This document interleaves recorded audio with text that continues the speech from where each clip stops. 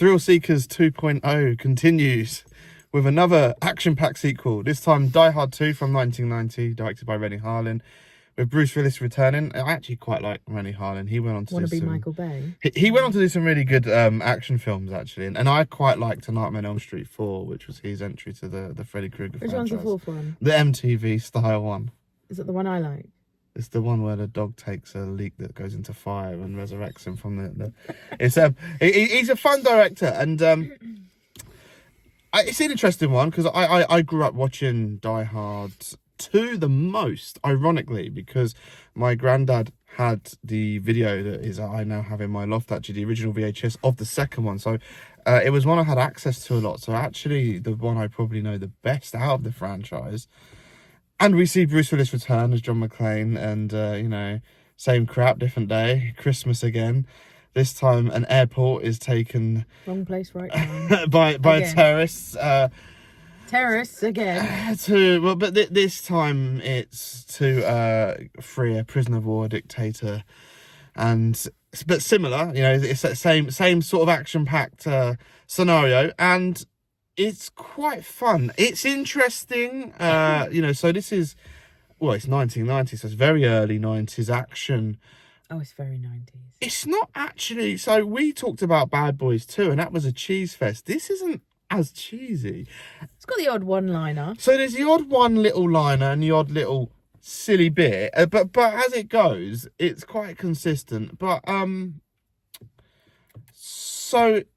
if you haven't seen the first one, which I know is doubtfully, or if you have seen the first one but not for quite a long time, this film really is just like Die Hard 2 straight in. This is continuing like straight on. Christmas, isn't it? Yeah, but there's lots of characters from the first one in it, and it just really follows on. If you are not familiar, and some people may have seen the first one but not seen it for 20 odd years, and you put it really does continue straight on. So I feel like it's very beneficial to... we had actually seen the first one Christmas Eve, so it was only it was less than a year ago that we saw the first at the cinema. Multiple times we've seen it at the cinema, so it's not a problem, but it's very reliant on the fact that these characters. And bearing in mind it's 2025 now, and not everyone may know all these characters. I know people have heard of John McClane, but they might not know the wife and the TV broadcaster and all that. They might not get these characters and stuff. This is one thing I want to point out. I actually feel like this one's a bit dark in places. Although in the UK with BBFC, the first was a hardcore 18, this was a 15. However, crashing innocent planes and killing people off. I when I remember being younger, it's quite disturbing. It's quite graphically violent. They're implying that they've obviously killed children and parents, and they're just at Christmas time. It's actually really it's still impactful, but I had forgotten a bit and not realised how cheesy the scene was before it, because it's a British airline, and being British myself, how they're all walking around and going British Railway and talking with really silly British accents and all being very stereotypically British English, yes. That kind of made me laugh, but they set that up and then they kill him. They kill us Brits. Yeah. But I had forgot how silly that montage is of we're like British Rail. We'll get you there even if we're late. It was all very it went into a promotional advert. But you know what? It is a very good 90s classic action. It is quite relentless, the pace. It doesn't really stop. No, and I always notice a young going. Robert Patrick. Well, saying that, it was only a year before he was T-1000, but so young, he stands out like a... So yeah, no, as a film goes, it's pretty action-packed. The action is pretty decent. It's a fine story. It's a serviceable film. It's a bit cheesy in places, but not really that bad. But also not that bad. But it's good for its time. It's well fitting for a 90s film. I mean, it makes me laugh. Just things, just I'm in a mood for having a funny laugh. If John McClane just bowls in and does what he wants. Again, like we were saying, Bad Boys 2. Goes where he wants, says what he wants. Breaks all the rules. Shoots who he wants. He discovers that they're shooting blanks, like in a machine gun, like an AK-47. And what he decides to do is, to prove his point, is push a cop in the airport while he's around. Not just any cop, the captain. Yeah, and just unloads this magazine. Yeah. But again, surrounded by armed police officers. I know they're blanks, but blanks can still be dangerous at close range. And he doesn't know that's a whole blank magazine. He knows that there's some blank. You know, there could be a live round in there. Let's not forget all the armed police officers. And everyone just stands there going, "Oh, but really, in real life, they would have shot him down as soon as he pulls that gun." And they don't know what's going on. As far as they know, he's just started to shoot the place up. It makes me laugh. The logic of film sometimes. And then after he's done that, everyone's like, "Damn, he's right. That's all the evidence." Let's go.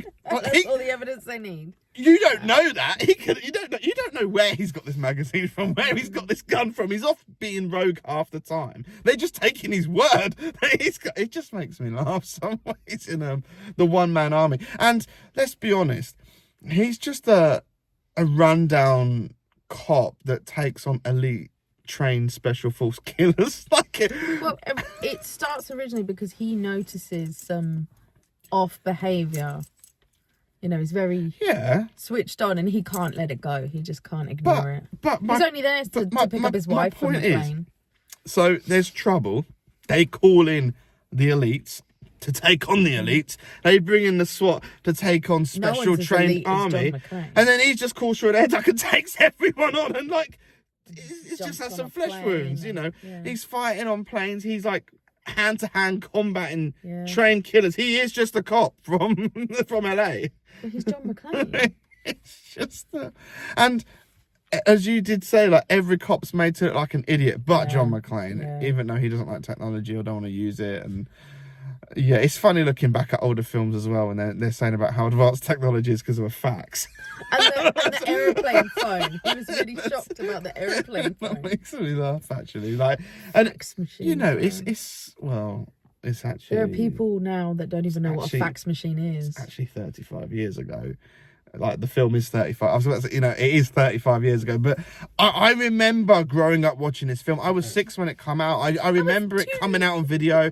My granddad getting it. So, like, looking back, it is a long time ago. It makes me laugh revisiting how, you know, and how he's just sparking up cigarettes every 5 minutes in the airport and walking around because you could smoke everywhere in the 90s. It's just every 5 minutes he's got a cigarette hanging out of his mouth. Oh, it's quite funny. And the bad guys are smoking cigars because, you know, that's cool. But it's cool seeing Franco Nero in this as well, actually. You know, legendary actor and stuff. It's a really... The cast is pretty solid in this. The performances are pretty solid. You were giggling because of the beginning of him being naked doing his warm-up martial arts. Was that really necessary? I think it was like Krav Maga or something. What's the actor's name? I can't remember. He was showing off his physique and he's... Right, so like you could still do it in pants or boxers. Like, no, he was completely relaxed, and he was free, and he was absorbing that energy. He didn't need to be. It pays off because it was a setup, and at the end he goes into that move. You laughed as well when he's on the wing, and he goes into his stance that he was doing. It just looks so ridiculous.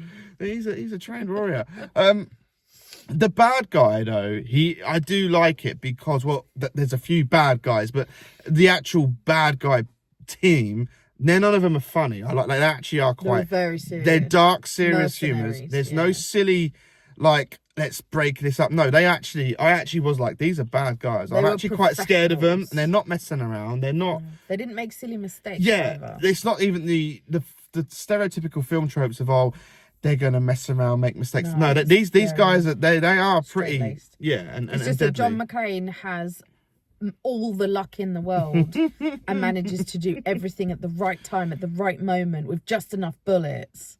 And it's ridiculous that man gets away with it. I always laughed, even when I was younger, when he sat in a plane screaming for his life where they're unloading untold amount of bullets in the cockpit and 9 grenades, and then they just like throw a ton of grenades in there, and he has enough time to strap himself into an ejector seat. I didn't see him put a parachute on, but they're in the seats. But he wasn't in the seat when he was coming down the parachute. He was the seat falls away. So where's the parachute come from? The seat. But how did he put it on? It was just, you know what I'm saying? You just see him strap himself into the seat. They're ejector seats. They have the parachutes connected to them. Yeah, but the seat then fell down and the parachute was on him. So when did he put the parachute? You see what I'm saying? Film logic. It's, you know, but he has enough time to get in the seat, do his belt up, pull the handle, and get just clear of the blast. With the G-force blowing him up with it, with his... kind of cheesy green screen in post shot his face doing the G-force. I'm not sure what you expect. With them just saying you lucky. Lucky is beyond. It's beyond luck. Do you know? It's fine. There is some far-fetched madness like there is in a lot of action films, but I kind of buy it. Really, there was nothing that.